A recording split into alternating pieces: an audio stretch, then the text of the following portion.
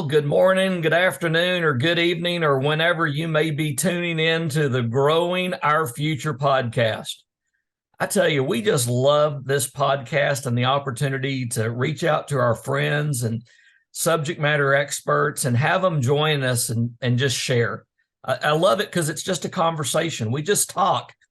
But what I'll tell you is if you'll listen to these conversations and you hear from these great guests that we have, they're what I call seeds of greatness. There are things that they're going to say that if you put them in your life and you plant them and you nurture them, they're going to grow incredible things. Like I always say, if you want to know what the future is, grow it. That's what this podcast is about. Today, we are honored, and I mean literally honored to have a very special guest. I'm going to say this. He's a guest, but I'm also proud to say he's also my friend. It's not very often you get to meet a true American hero, and today's guest is one of those. Ladies and gentlemen, let me introduce you, Colonel Doc Ballard, and most importantly, this man is a Medal of Honor recipient. Doc, thank you for joining us. Well, thank you, Lieutenant Colonel. It don't matter until the paycheck comes in. There was a day that I would have been more angry if somebody called me a Lieutenant Colonel, because I was that too. You know what I'm saying? But I'm not trying to correct you. I just like to I want to get an attaboy for the effort that I put into making Full Bird. I want you to get that attaboy, and I'm glad you corrected me. And you know me well enough to know I've give you permission to do so. It wouldn't have mattered. I don't need permission. That's why I like this guy. All right, Doc. So we're going to start off, and everybody that's on this show gets the same first question. All right, here we go. Doc, what are you grateful for today?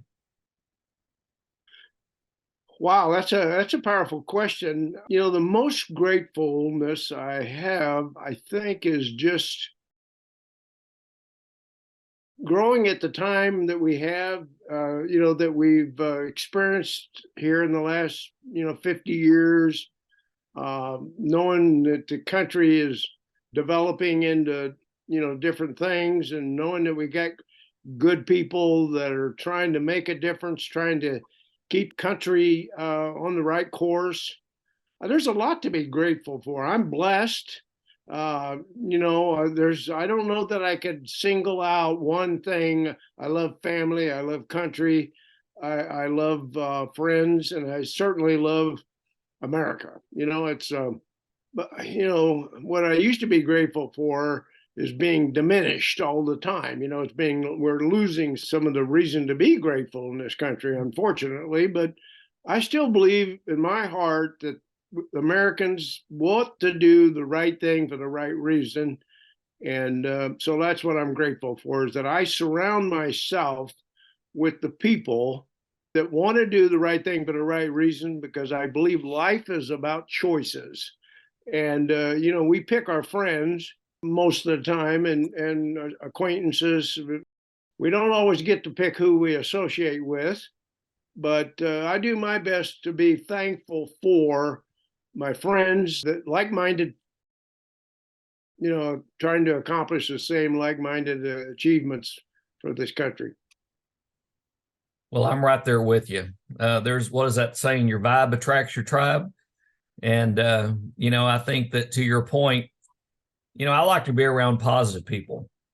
I don't always agree with them, but I like to be around them. They're still positive, and I like a good discussion. Sometimes a good discussion, you learn things, but I like what you said. And I really appreciate that, because, when I think of our country and I think of all the liberties, the blessings, I was talking to a bunch of kids the other day, and I asked them, I said, how many of you like to be able to choose what sport you play, or what food you want to eat, or what job you have, or whether or not you go to church? And everybody's like, yeah, I like all that. I said, don't ever forget that, because that is the beauty of liberty. That is the beauty of the incredible gift that our forefathers sought, fought for, and folks like you ensured that we had. So I just want you to know how much I appreciate that, because I'm grateful for all those things too. Thank you. Thank you. For sure, you remind me of a lot more that I should be thankful for, but I pretty well summed it up. I want to be around positive people, not the do-gooders, Right. the people that mean well and do good, put their efforts where their heart is. I think you and I talked about this recently on a phone call, but I know that people that are grateful tend to be happier. They tend to be more energetic. They tend to be more hopeful. So to your point, I like hanging around people like that. It's a whole lot better than being around the negative people, that the naysayers and the people that are always finding fault. I'm 1,000% with you there. All right, Doc. So I've already messed up the title, and I'm sure not going to mess up the story. So there's a lot of people out there that'll probably Google your name. They're probably going to say, well, who is this guy? Let me check him out. But I don't think there's anything more powerful than a personal testimony. And so, Doc, what I'd like to ask you to do is kind of walk us through, where did you grow up? Tell us a little bit about what school was like for you back in the day. And then obviously you made your way into the military, which took you to Vietnam, which took you to a very heroic act. But if you would just kind of walk us through that pathway so that the listeners and the friends here can get to know Doc Ballard. Okay, well, probably the easiest thing to start with is my childhood in the education arena, actually, because I was raised with a bunch of veterans that came home from the Second World War.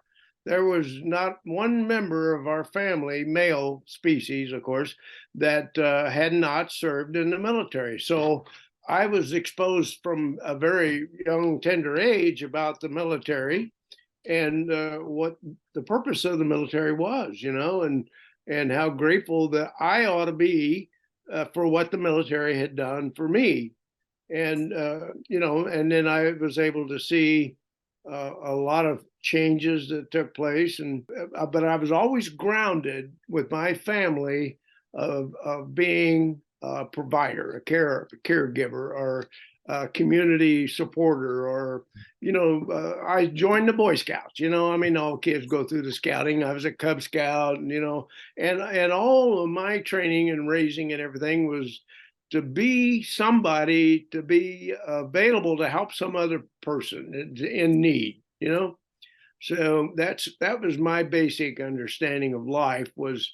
It's not about you, it's about how much you can contribute to make it a better place to live and grow up. And so I went through the normal school. I was not necessarily intelligent. I'm still not today. I don't want to be the most intelligent guy in the room, because you don't learn when you're expecting that. I certainly want to surround myself with more intelligent people than myself, and I've done that all my life.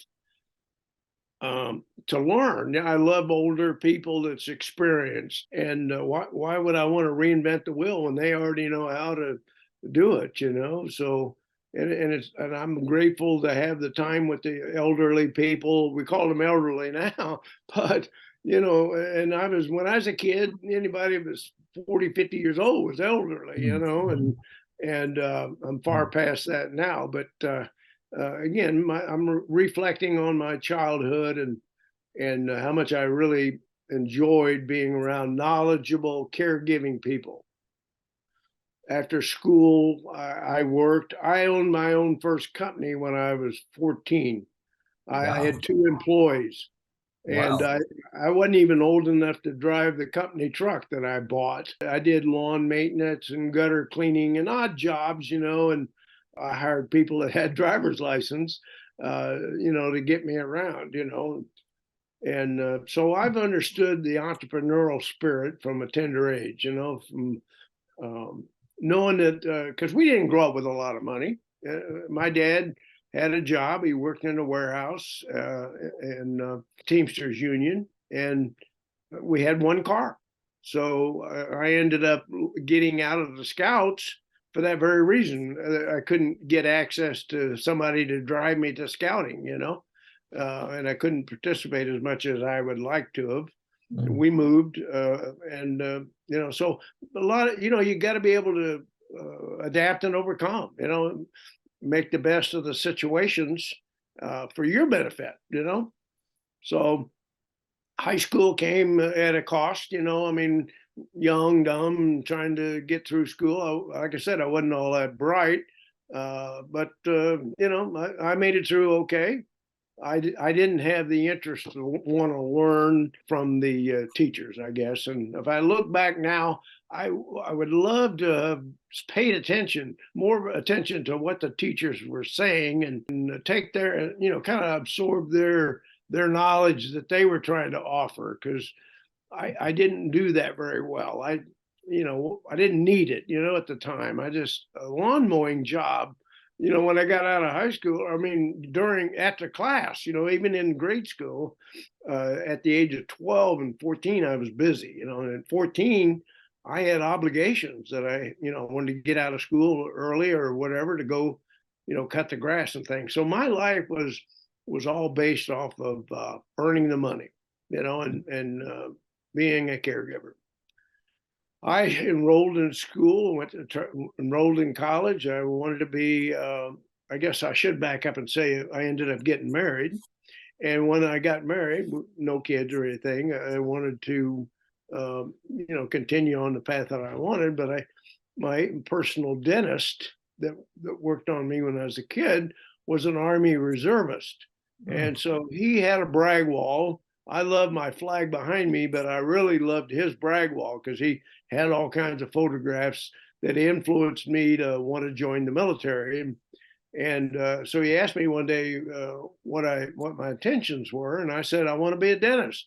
I want to be an orthodontist. And he said, "Well, the military will pay for your education, and all you got to do is pay back 2 years for every 1 year of college." And I said, "Oh, I'll keep that in mind." And I really didn't have an ambition to get into the military, but it was an option. My wife got pregnant, and then, back then it was going to cost me $80 to pay for that kid delivery, and I didn't have $80, and so no insurance, because who needed it, So I ended up, going to the recruiter to find out just what I could do in the military to earn college tuition. So I dropped out of school and went into the Navy. And the Navy had promised me that I could get the degree, I could finish my education, become a dentist. Navy was going to, pay for my education. So the long and the short of all those lies were they needed corpsmen, but they didn't tell us in the beginning that we were going to go fight in Vietnam. I joined in 1965. I didn't even know Vietnam was on the map. Geography wasn't one of my studies that I paid attention to. So when I got into the Navy, and they spent quite a bit of money teaching me to be an orthopedic surgeon assistant, long before there was paramedics or EMTs or any of that, corpsmen. When we went out to the fleet, we were the only thing on the ship to keep people alive. There was no doctors on the 3 ships that I served on. Hey, Doc, real quick. I don't mean to interrupt, but I want to do something here because we got a lot of younger listeners, and you said something there, and I want to make sure. I think it's real important that we put that into context. Okay. When you hear Doc say corpsman, he's talking about medical staff. He's talking about he was the go-to guy if you were injured. If somebody was shot, if somebody was hurt, they would yell corpsman. And I know that just gives me chills just to even say that. But and you may allude to a little bit of that, Doc, but I'm going to tell you, young people, when you hear this generation talk about corpsman, understand when you're hurt, this is the guy you call. I want to make sure people understand that. Go ahead, Doc. No, I'll jump on that as well, because a corpsman was the only medical asset that would keep you alive whether in any kind of situation, whether you was aboard ship, whether you were on liberty, whether you was in Vietnam, a corpsman was the doctor. And that's why I ended up getting called Doc. The Marines couldn't spell doctor, so they couldn't remember my name. So Doc was an easy way around all that. So I still to this day carry the name Doc, and I earned it back in the military. That's a very prestigious job, and it's more like we talked about, more caregiving than anything else. I was wounded 8 times trying to get to people to treat them. So I would have been better off staying back in my hole, and hiding. But that's not what I got paid for. I didn't even get a weapon when I went into country. They gave me a 45 without a holster, without a magazine, and without bullets. Now tell me what that 45 is worth. It ain't worth a damn. But they had to give it to me because it had to issue it to me. Well, anyway, I kept it in my pack most of the time. I never pulled it out because it was worthless. Never could find any rounds for it. Anyway, so the whole point was adapt and overcome. A corpsman is very, very respected profession, especially in the Navy and in the Marine Corps. And the Army looks at the corpsman because we're better trained than the Army was. And not so much anymore. We're all going through the same schools. But in the beginning, we had to be they all to know, they all capable. Go ahead and tell us. So you're now stationed in Vietnam. Okay. You're starting to see some combat. You now know where the country is. Like you said, you didn't know where it was when you started. You know where it's at now, and it's becoming very real. Kind of walk us through what led to you receiving the Medal of Honor. Okay. I suppose it ought to be known. I fell in love with the guys I served with because Marines, their job was to kill and to protect the bases. And that meant kill anybody that came on it, unauthorized. So they're just a bunch of kids. And I fell in love with them. I was older than they were. Now I had a wife. At that time, I had 2 kids. I had college, only had 2 years of college, but a wife, 2 years in college. And so I had more worldly experiences than these 18-year-olds right out of high school kids, So some people even referred to me as the old man because I was 21, So it was all done. Everything was done out of love and caring and being there for them. When I got into Vietnam, I had no idea where I was going to be stationed or anything. They came and got me a helicopter, and I suppose I ought to back up. You can edit it out later, but when I left Okinawa, we got on a C-130 that flew over to Vietnam, and that was just a putrid smell. The whole trip was just made you want to vomit. We couldn't figure out what was going on. Well, we had flown over on the aircraft that was shuttling dead bodies from Vietnam to Okinawa, and then they were picking up the replacements, and so bringing them back to Vietnam, and that place stunk dead bodies, to land there for how long, So that was my first experience of Vietnam, was death. And we landed, and I sat there for 6 hours waiting for somebody to come and get me, and with no food, no drink, nothing, just on the tarmac there, which is asphalt parking lot. And so they finally came and got me in a helicopter. We were flying back, and we landed in the rear area, battalion aid station. I spent 2 days there in the battalion aid station, treating, learning a little bit, trying to learn from the old guys, experienced, not necessarily old in age, but old in experience, what the job was all like. And my first real assignment was I was separating out military gear from civilian property and inventorying the civilian property, well, both sides inventorying it. Come to find out that was the people I was there to replace. They had been killed, and I was getting ready to send their stuff home. Hmm. to their families. Good. Hello, welcome to Vietnam. That was my first job. And so I said, can you get me out of here, get me doing something else, because I was involved in sick call during the day, but there wasn't that many people in the rear, most of them were out on the front line. So I didn't have much to do. I wanted to get out there. So I got on a bird and went out they were going to assign me to Charlie Med, which is an underground hospital, Charlie Med. And on the way there, our helicopter got shot down.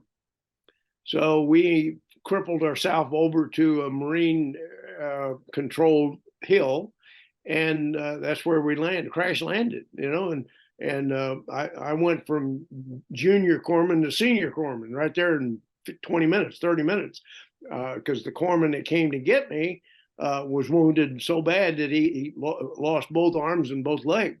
Hmm. Been wounded, and so I was trying to treat him and get the other. We had like 16 Marines on that same bird, so there were several casualties, and so I had my first real combat experience of injuries right there in the second or third day in country. Wow. And once I got there, the Marines were glad to see me because they didn't have any corpsmen. Their corpsmen had all been killed. And so I became their corpsman. I had no place to go. I medevaced out all the injured that I had brought in. And so I stayed there for the night and I never left. I stayed with that unit. I was told later that I was AWOL. I was AWOL.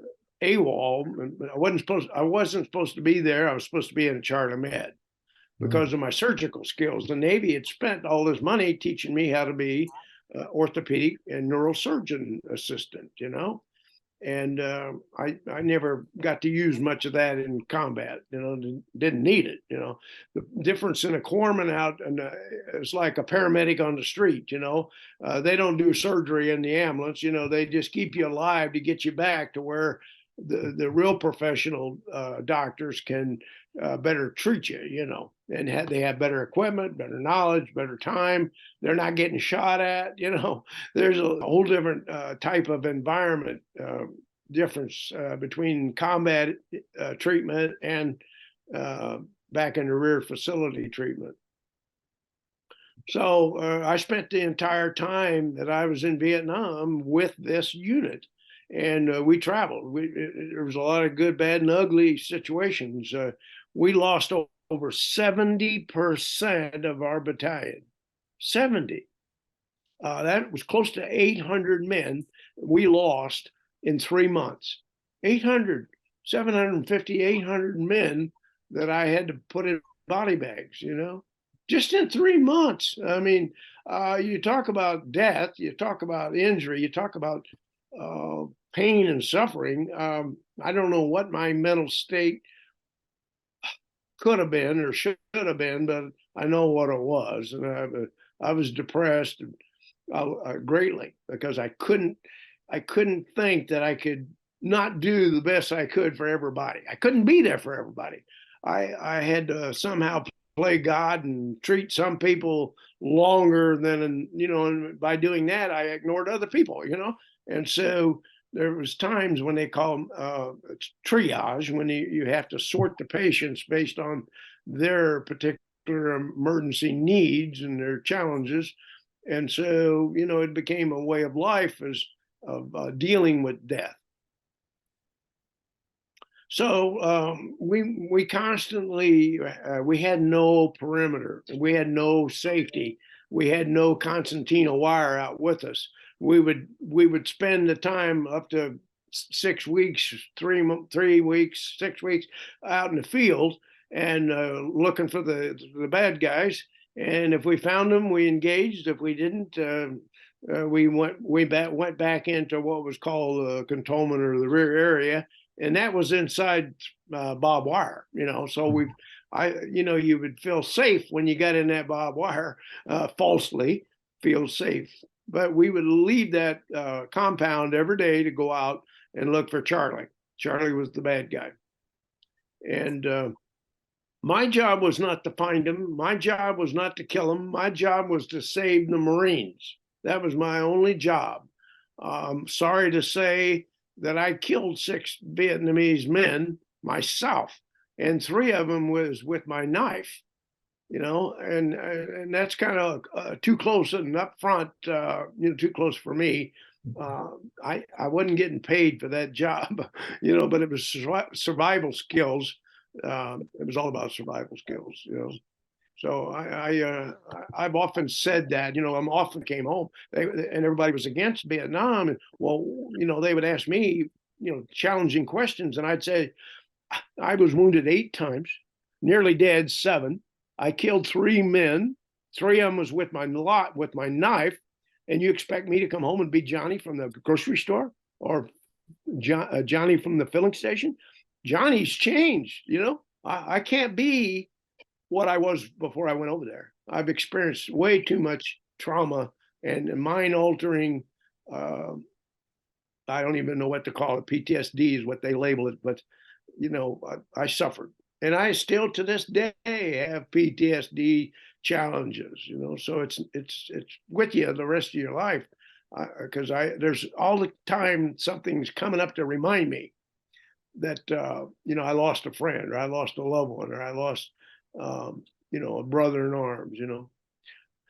So to get back to the real crux of what you're wanting to know is we left our camp and we were moving from point A to point Z and checking in between each time to let people know that we were on the move. When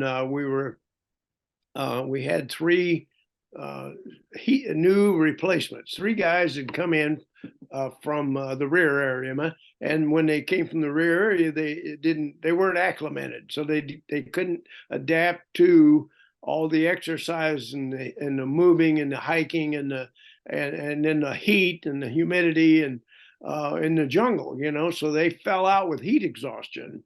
One of them even had a heat stroke, so we had to medevac them out.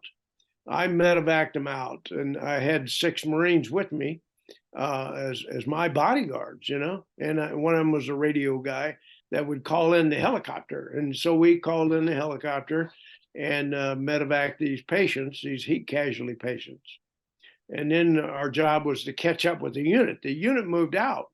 And I got to thinking about that, and it didn't bother me at the time, but the more you think about it, there was 6 of us out there by ourselves. What a little ammo we had wouldn't have stopped much. We were very vulnerable, and God was with us because we saw plenty of enemy, and we hid so they didn't find us. But we ended up joining up with our unit. And the tail end of it, because we had 3 companies online, and I joined up with sister company. And then when they stopped to take a break, we kept on, going through their line to get back up to where I started that morning, to back up to my company. And before I got up there, they were attacked. And the enemy had this tactic of popping up out of their hidden spider traps or holes in the ground, tunnels, and they would shoot and then drop back down, and the Marines they'd turn around and start firing at each other. We caused ourselves a lot of deaths and injuries from friendly fire, and I don't know why they call it friendly fire, except it was our own people shooting ourselves. And so we finally now I'm trying to treat them, and treating the patient. And the people that I was treating at the time, I didn't know them all. They were Marines, and that's all I needed to know. And but they weren't in my unit even, because I had not gotten all the way back up to my unit. My job was to, when they got wounded, when we got shot at, we all dispersed, because one grenade would kill us all, so we dispersed out. And then we also kind of set up a defense perimeter and tried to protect ourselves, And so when somebody got wounded out there, I had to get up out of my safe place and run up there to treat him. And enemy knew where he was because he shot him, for crying out loud, So most of the corpsmen got killed going to help a Marine. And because the enemy just sat there and waited for the next duck to come along. Here comes another body. We already know how to kill. We got the range figured out. We know where, because we shot one guy, we know how to shoot the others. So that's how I got most of my 8 wounds, was being shot, running up to help somebody else. And I'd get down as close to the ground as I could, trying to treat them, and then drag them down away from into a safer area, and pick them up in a fireman carry after I got down out of sight, and then carry them to a bomb crater that I had established for evacuation. Because it was below ground, it was concaved, and it was relatively safe. It was better than laying out in the open. So that's what my job was: go out and get them, treat them, bring them back, or drag them back and treat them there. That was life-saving treatment requirements for me. What happened there that put you in a position to make a decision? Tell me about the events that put you in a position to make a decision that warranted the Medal of Honor. Nowhere on that medal does it say you have to be smart. Just saying. So what had happened is I was carrying this Marine back into the bomb crater, right? I pulled him off of my neck and was laying him on the ground when I'd laid him right on top of a grenade. An enemy had thrown in a grenade without anybody seeing it, and I laid this guy right on top of it. And when it went off, it blew both of his legs off. It tore up the face off of the guy behind me. Now I got 2 more patients, and so I'm immediately trying to treat them, and tourniquets, blood volume expanders, IVs, and managing the airway, keeping the guy breathing. It was hectic. And everybody else was on the ready. Everybody else in that hole was a patient. They couldn't. They were out of the war. Some of them had been shot with morphine, and to eliminate their pain, they were worthless. They couldn't defend, or they couldn't move. They couldn't hide. They couldn't do nothing. They were just laying there like a damn fish in a bowl. And this enemy soldier had a hole close enough to us, the tunnel entrance, that he was able to raise the trap, throw the grenade, and drop the trap, that door down. So when we looked out trying to find him, there was nobody there to see. That was one of the jungle warfare tactics that they engaged with. So now I'm treating him. A grenade, while I'm on my knees treating him, a second grenade comes in and hits me in the helmet. Falls right by my leg. I jokingly today say, not being a Marine, I didn't stick it in my pocket for a souvenir, I was trying to pick on the Marines. I try to deal with humor. You see what I'm saying? But anyway, I realized that this thing's going to blow up and it's going to kill us. Certainly kill me. So now I reached down and grabbed it and I flung it. Oh, that hurt. I flung the grenade out of the bomb crater and it went off. And so I'm back around, finished treating him. And the guy behind me, one of the patients, hollered out, "Doc, Doc." And I turned around to see what he wanted, and there's another grenade laying behind me. Oh, no. Just short behind me. Just barely out of my reach. I couldn't just grab it easily. So I had to lunge for it, and that took me off balance. And I started to roll with it. I was going to roll over on my back, but instead of that, I pulled it up under my chest. I'm wearing that bulletproof vest, and I pulled it up under my chest thinking, well, maybe this bulletproof vest will protect me, and I got to thinking there, and I had epiphany. The good Lord said, "This is not smart, boy. Get rid of that thing." I had time to think about that. For a split second or a split hour. I don't know how long it took, but I rolled over and had it on here, right here in my chest. I rolled over and I flung it again. It's a different one, but I flung the grenade out of the bomb crater, and in midair, that grenade went off. Wow. I was messed up. I had a job to do. I had to concentrate on saving these guys' life. I couldn't worry about what I had just done. By that time, I had a Marine with a rifle, and he was recovering. And he was trying to suppress the enemy from throwing more grenades. If he was looking for him, so if he had popped up again, he would have killed him. So that was, so I did get somebody there to help me, and I'm often asked, so what'd you do? I mean, I said, the citation says I calmly arose and continued to treat the Marines. And in defense, I say it was hard to jump up fast when your pants is full of crap. So I had done crap my pants, literally. I was a mess, and I couldn't get it together thinking about myself. I had to finish those treatment on the patients.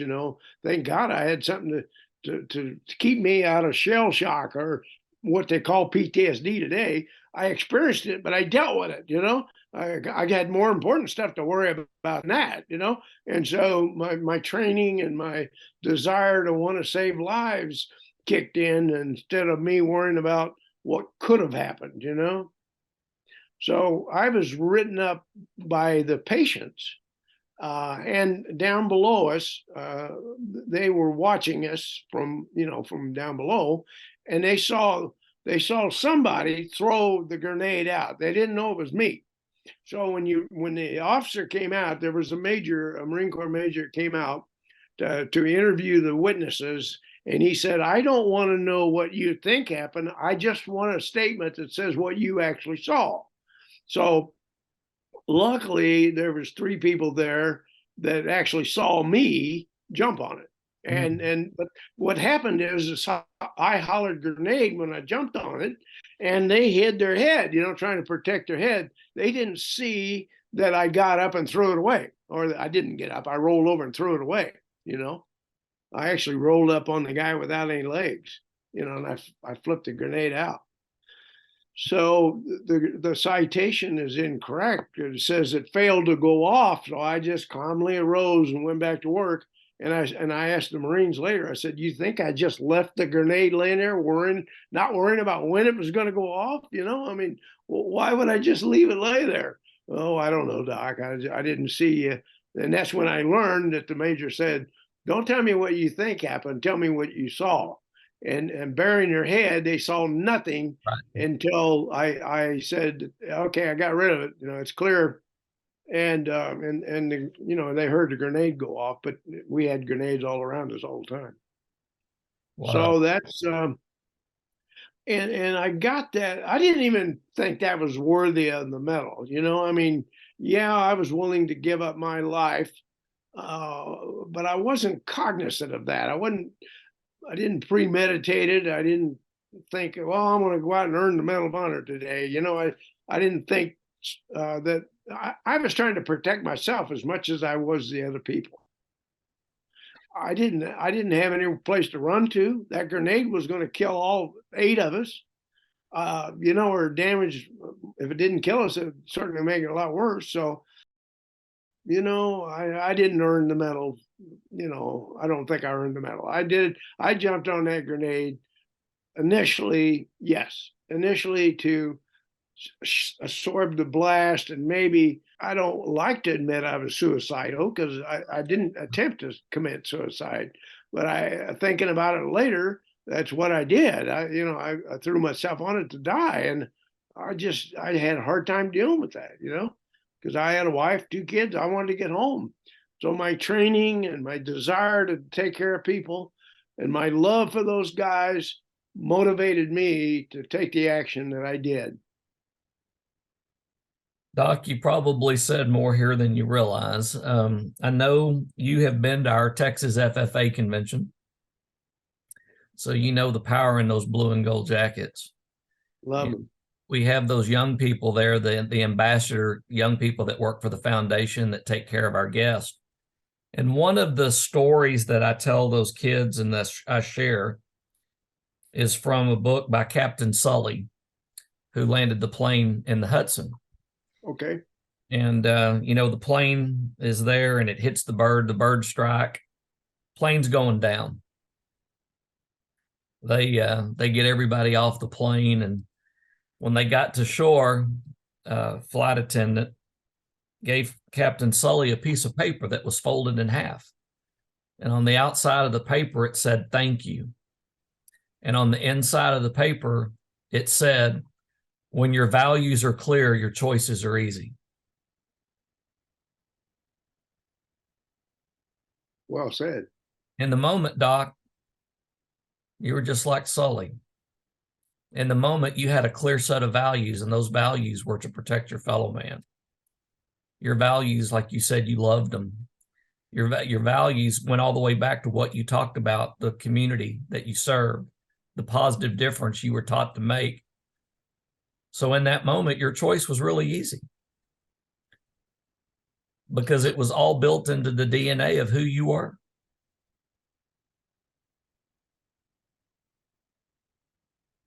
I don't know what to say, but yes. Well, I just want to say thank you, because those are the kind of examples of heroism, of value system, and examples that we can all learn from.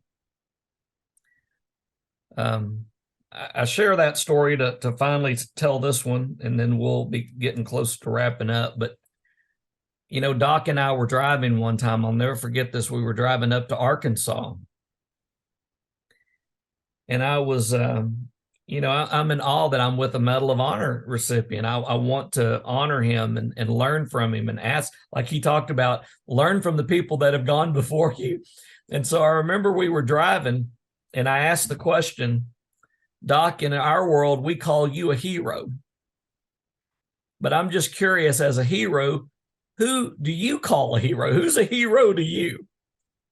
And I'll never forget asking you that question. You said, "Okay, Alejandro, you got to let me think about that." And we drove on up to the event in Arkansas, Bartlesville. And then on our way back, you said, "Okay, I'm going to answer your question." And I've never forgot your words. You said, "I thought about your question, and here's the answer." You said, "Anybody that goes above the call of duty is a hero." You said that could be a doctor, a parent, a teacher, a police officer, a fireman. You went on and on recognizing anybody that goes beyond the call of duty. You went beyond the call of duty. I go back to Sully's, to that story. When your values are clear, your choices are easy. And that's where heroes are made. That's powerful. That's true. I'd like to be part of, and I enjoyed being down there and speaking to the group and the kids and loving them. And I saw value. I saw commitment. I saw great American, you know, wannabes. And no, they were great Americans. They weren't wannabes. They were great Americans, the leaders that's going to be our new leaders of this great country, you know. And I was so impressed. And, you know, when you're around that kind of element, I was humble. You know, I didn't do well at that age. I didn't have it together, you know. I wouldn't have done as well as they did. I want you to know they impressed the hell out of me. And, you know, it's just about love and their demonstration of love for this country and their fellow community members. You know, I would like to share that with every kid. I wish every kid was in the FAA or FFA. Let me say, start. You can write that out. Future Farmers of America, FFA, right? Yeah. Well, you know, another question, Doc, that I asked you. You and I talked that day that you spoke. And I'll never forget, my first intern, Tyler Koch, was an officer in the Marine Corps, and the Marine Corps flew him to Corpus Christi. And if you recall, he was in his full military officer uniform when he read your commendation. Yes, I remember. But the thing that I will never forget was those 10,000 plus people in that arena. And everybody was on their feet. And everybody applauded your coming to the podium to speak. And You and I were talking. I think we were up in the hospitality, the VIP suite, and I remember you and I were talking, and you shared with me. You said, as a Medal of Honor, a lot of times they have me come in and talk to the at-risk kids, or they talk to the kids that are in trouble. And I'll never forget it when you looked at me and you said, I've wondered a lot in my lifetime why I did what I did in Vietnam. But you looked at me and you said, but when I see these kids right here, I know exactly why God gave me the courage to do that. Boy, that's right, spot on, because the age of your group was the same age was in Vietnam. Mm-hmm. In some close. We had some pretty young kids that lied about getting in the military, or the judge gave them a choice of going to the military or jail. And yeah, the love. It's all about love. When you boil it down, it's about doing the right thing for the right reason and loving and what you're doing. I've seen so much death and anger and suffering. I've seen so much suffering. It's affected me. I'm not the same. I can't be the same person, and I'm not even sure what that all means. Except I'm hardcore. Um, I've been told I don't even have a heart, because I'm able to be calm. I'm able to do the things that needed to be done, to move it forward. So, Well, it sounds to me, it's very apparent to me that you do have a heart. As a matter of fact, sounds like to me that heart's pretty darn big because that heart is a heart of service. It's a heart of wanting to help other people. And I know that you still do that to this day. It's not in a military uniform. Now it's through supporting nonprofits, encouraging young people, encouraging veterans. And Doc, just know that, you gave me and my family an incredible gift. I hope people are listening to this understand what I'm saying. This man and others like him, women, their peers, what they did. I get to wake up every day and choose what I want to do. The incredible gift of liberty that y'all gave us. I hope that people that tune into this podcast find inspiration from your story, that fully understand the significance of loving as big as you did, and how many generations were touched because of that, Doc. That love that you exhibited that day you made that choice, that's generational. That's huge. And I'm honored to have you on here so I can share that, because I want other people to understand that and appreciate that. To expand on that just a second, because I've been, this ain't my first interview, and I've been around kids a lot, and they said, well, how did we benefit from you fighting in Vietnam? Well, the simplest of answers is we proved to the rest of the world that we weren't going to take a back seat, that we weren't going to walk away from our obligations and our friends. And if they were inclined to do something that we didn't like, they would have a price to pay. And the price would be our military to come over and kick their ass. So fighting Vietnam was a deterrent, but it was also a teaching to the rest of the world, is not to screw with the giant, because we mean what we say, and our military is capable of doing our job. And so it's kind of like we control the world through intimidation. But I'm okay with that, because somebody needs to control our world and our society. You don't have to believe in God to believe that there's got to be something better and higher power than yourself. And you need to answer to somebody, that keeps us all honest and forthright. And I'm not trying to change anybody's beliefs. I'm just trying to share that, as you said earlier, the people that are convicted, that has a sense of purpose, that has value, they're happier, because I know I don't have to look over my shoulder and consider that I've done something wrong. There you go.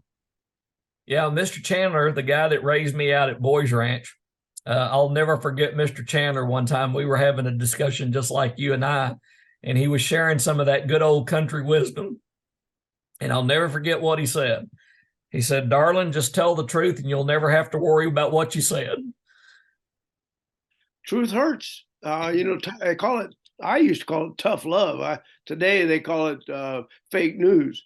But truth, it should be the answer. It certainly makes it easier when you know the truth, Sure.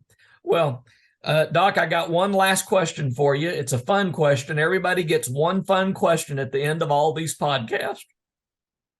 Okay. All right, here we go. What's the best concert you've ever been to? I'm not really a concert type. My ears ring all the time, and I don't enjoy concerts. So I guess it's going to be a fuddy-duddy compared to these kids that know all the names of the artist and all that. But I enjoy a good military band.